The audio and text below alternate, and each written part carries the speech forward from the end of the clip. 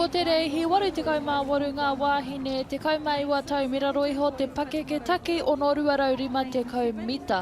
Kei te aratua tahi New Plymouth Girls High School, te kura o matapihi kei te aratua rua Bay of Islands College kei te aratua toru, te kura kaupapa Māori o whakarewa i te reo ki tūwhare toa kei te aratua whā, te whare kura o Maua o Napier Girls High School, te kura kaupapa Māori o te arahau kei te aratua whitu, Horo Whenua College, te kura kaupapa Māori o Horauta Wānanga kei te aratua Ngāhuru me te kura kaupapa Māori o te pihipihinga kei te aratua Ngāhuru Mātahi.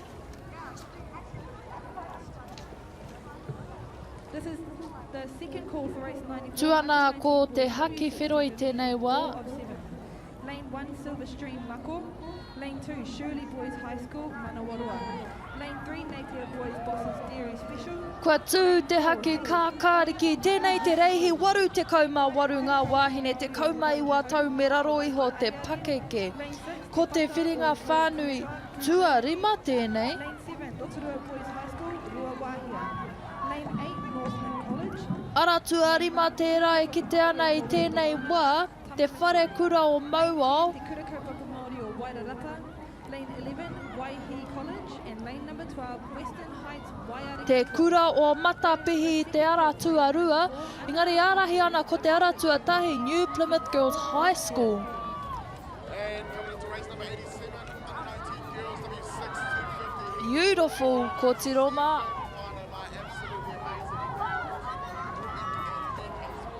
Ara tua tahi New Plymouth Girls High School, Swagalicious te ingoa o tō rātou kapa. Pakanga ana rātou ki te aratua ono Napier Girls High School. Kātahi ko te aratua rima, te whare kura o Maua. Swagalicious ko tiroma. Napier Girls High School. Swagalicious te ingoa o tō rātou kapa. Swagalicious te āhua o tō rātou reihi. Anei te tōwaitanga.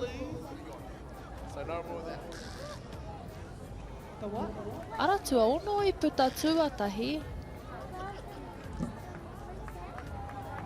And coming up next, you got your auntie from the Hearty Auntie.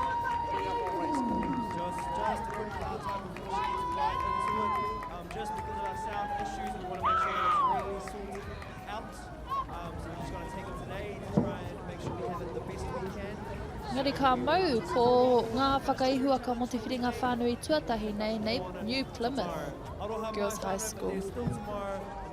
Anei ngā whakaputanga New Plymouth Girls High School, Swagalicious tuarua i te ara tua ono Napier Girls High School, tuatoru i te ara tua rima te whare kura o Mauao.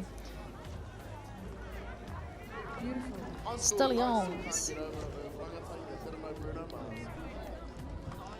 I just